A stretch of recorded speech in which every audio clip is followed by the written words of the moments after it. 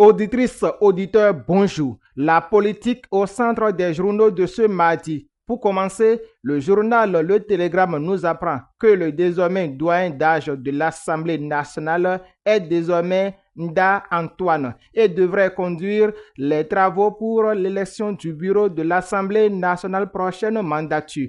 Après les statistiques de la FCBE aux élections passées, Habib Ahandessi pose une question en manchette hier qui surprendra le président Paul Hongpei. Et si on laissait tomber les élections présidentielles pour utiliser ces milliards afin d'aider les dialysés? Point d'interrogation.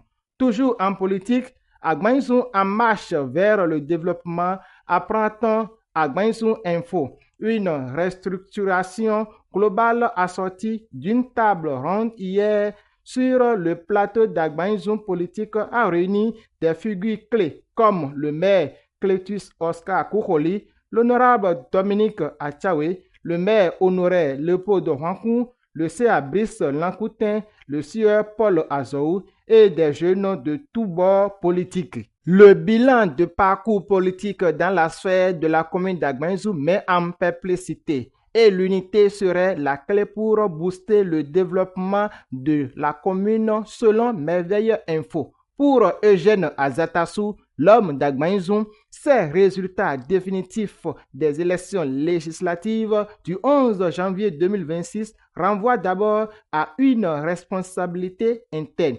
C'est certainement que nous n'avons pas fait le travail suffisant, reconnaît le vice-président des LD. Élections municipales et communales, ce qui a bloqué les résultats en cause des retards dans la transmission des procès-verbaux PV par certains centres de vote, selon le professeur François Adebayo Abiola, membre de la Sénat. Sur le plan culturel, Kwetano 2026, les préparatifs vont bon train à Agbanzoum pour le rite de Rounon Kempo Gaou du 12 au 15 février 2026. Les petits plats se mettent dans les grands pour une belle fête. Sur le plan sportif, dans une vidéo publiée par Al Nas, Cristiano Ronaldo a félicité Sadio Mané pour son titre de champion d'Afrique dans un français parfait, apprend Dianta Communication.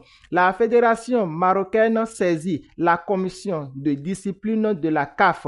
Elle réclame une victoire sur tapis vert face au Sénégal et la restitution du trophée relais Serge Novillon. Sur le plan éducatif, le cours privé Sainte-Thérèse de l'Enfant Jésus d'Abomey a célébré vendredi dernier les résultats exceptionnels de ses élèves et de ses enseignants aux différents examens de fin d'année 2024-2025, apprend Plumon Royal.